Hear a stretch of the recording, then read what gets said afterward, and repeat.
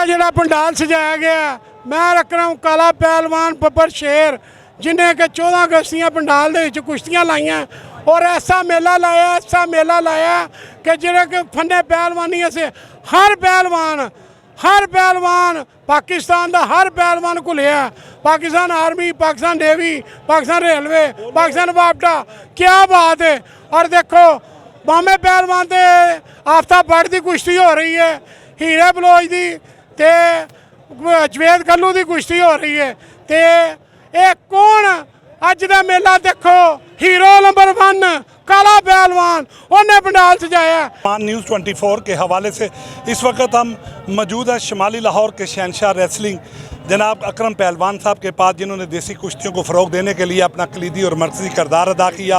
मोहतरमा मरियम नवाज साहबा के विजन को फ़रोग देने के लिए आज लाखों शायकीन देसी कुश्ती यहाँ पर मौजूद हैं और अपनी वालियाना मोहब्बत का इज़हार करते हुए काला पहलवान साहब के नारे भी लगाए गए और कुश्तियों के फाइनल सेरेमनी भी देखी गई। तो हमारे साथ इस वक्त मौजूद है अकरम पहलवान साहब, जिन्होंने देसी कुश्तियों को फ़रोग देने के लिए जानी और माली इकदाम उठाए हैं। आज हम इनसे बात करेंगे कि 14 अगस्त का इवेंट है, अरशद नदीम भी लेके आया है मेडल, और इन पहलवानों के लिए आज क्या ज़रूरी इकदाम होने चाहिए। बिस्मिल्लाहिर्रहमानिर्रहीम। वेखो जी जश्न जाशी दंगल अं मकाया मतलब किया अल्लाह के गुनाह अं कराते रहने हर साल। अगों मैं अपील करना वा गौरमेंट अगे कि मैं अरशद नदीम साहब गोल्ड मैडल लैके आए ने बाहर के मुल्कों, इस तरह ही मेरे नाल प्यार करन, मैनूं खाड़े बना के देन, क्लब बना के देन, मैं जा नदीम पहलवान दे पैदा करा, गोल्ड मैडल लैके आन तो पाकिस्तान ऊँचा हो। अच्छा अकरम पहलवान साहब, कौन सी ऐसी मुश्किलात एक पहलवान को तैयार करने में आती है? वेखो जी महंगाई बड़ी हो गई है, तो अल्लाह के हुक्म के नाल किन्ने किन्ने इत्थे मेरे माल खलीफे भी ने, बच्चे भी ने, किन्ने जो गाना वा प्यार करना वा। वही पहलवान कैंची वाले, उस तो बाद अड्ड भट्ट साहब, नदीम पहलवान, अरशद सार साहब, सारे भरा रल के असी कुश्तियाँ करा रहे हैं। तुहानूं अगों बहुत मज़ा आएगा, कुश्तियाँ फन तां याद। अच्छा सर, 14 अगस्त के हवाले से आज आप फ़न पहलवानी को फ़रोग देने के लिए पहलवानों के लिए खसूसी तौर पर और उम्मत मुसलमान के लिए एक पैगाम दें। मैं कहना वा कि मेरा पैगाम सुन दे आने, नौजवान बच्चों पहलवानी करो, मुछियात से गुटके सपारी से वीर ना चुको, तो माँ पर अदब करो। जो कुछ मिलता है माँ पर दुआ से मिलता है। आजकल जो कुछ मिले मेरी माँ द्वारा मिलता पाया जी। पंजाब फौज जिंदाबाद, पंजाब पुलिस जिंदाबाद, पाकिस्तान जिंदाबाद। किहड़े साडे फिलस्तीन उन्हें हो रहा जुल्म हो रहा है, असीं दुआ करने सारे भरा पाकिस्तानी है, अल्लाह ताला उन्होंने जुल्म दूर करे, उन्होंने अल्लाह ताला ठंड पवे। मैनूं बड़ा दुख होंदा है, की कर सकते असीं, की कर सकते, आवाम भी कर सकती है, असीं दुआ भी दे सकते। अच्छा सर, आज जो फाइनल दंगल हुआ है इसमें कौन से पहलवान जीते हैं, आपके खाड़े से कितने खिलाड़ी जीते हैं और कहाँ से खिलाड़ी जीते हैं? देखो जी मेरे नाल मेरा पट्ठा जीतया एक सगी पहलवान, शदाद पहलवान, उस तो बाद कई मेरे पट्ठे बराबर भी हुए ने, कि हीरे भवान की बराबर होई है, हीरे भवान ने टालिया, उस तो बाद बांबरी बराबर होई है, गुंगे की बराबर होई है, आपता की बराबर होई है, मेरे पट्ठे 3-4 ढाया इंशाल्लाह। क्यों बराबर हुई ने, ये तिलकन बड़ी हुई सी, पसीना बड़िया आया सी, ये पाला किलो ना बराबर हो जाता है।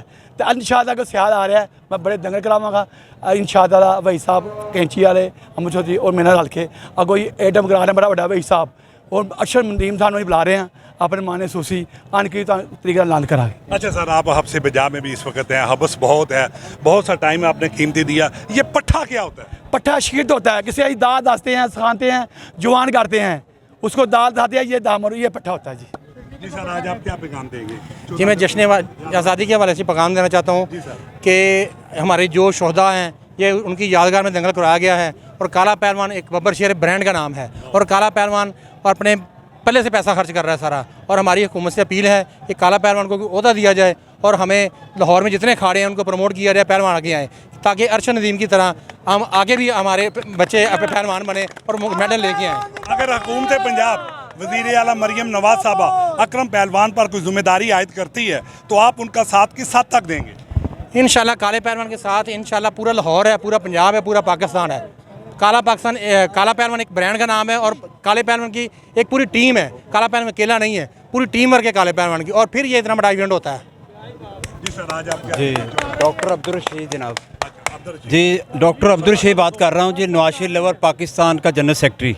हम आ रहे थे, रास्ते में लेट हो गए हैं, माजरत चाहते हैं काला पहलवान से कि हमारा सारा दस्ता जो है पीछे खड़ा है, 8-10 गाड़ियाँ हैं हमारी आ रही हैं पीछे, हम जल्दी फौरी आगे पता चला प्रोग्राम ख़त्म हो गया है। तो मैं माजरत चाहता हूँ आप भाई से, इंशाल्लाह हम आगे शाना बशाना इनके साथ चलेंगे। इन्हें मियाँ शहबाज शरीफ साहब से भी मिलवाएंगे, इन्हें बीबी मरियम से भी मिलवाएंगे और इंशाल्लाह हम अपनी पार्टी में इन्हें ऐसा अहदा देंगे कि इनको पूरे लाहौर में इंशाल्लाह ये गजबज होगी इनकी, और हमें देख के बड़ी खुशी हुई है इनको। क्या हम इनके हौसला बुलंद करेंगे इंशाल्लाह, माली जानी जो भी कुर्बानी होगी हम इनके साथ देंगे। जी नाज़रीन, बिल्कुल इन पाकिस्तान लवर्स का लश्कर भी यहाँ पर मौजूद है, जिनका कहना है कि अकरम पहलवान साहब की खिदमात से मुनर्रफ नहीं हो सकते। हम इनके अनकरीब जो है वज़ीर आला पंजाब से मुलाकात भी करवाएंगे। तो नाज़रीन, कौन याद ताज़ा करेगा दुल्हे दी ते कौन आज मैदान मारेगा, इसी के साथ अपने मेज़बान एम ए रहमान को न्यूज़ 24 से इजाज़त दीजिए। अल्लाह।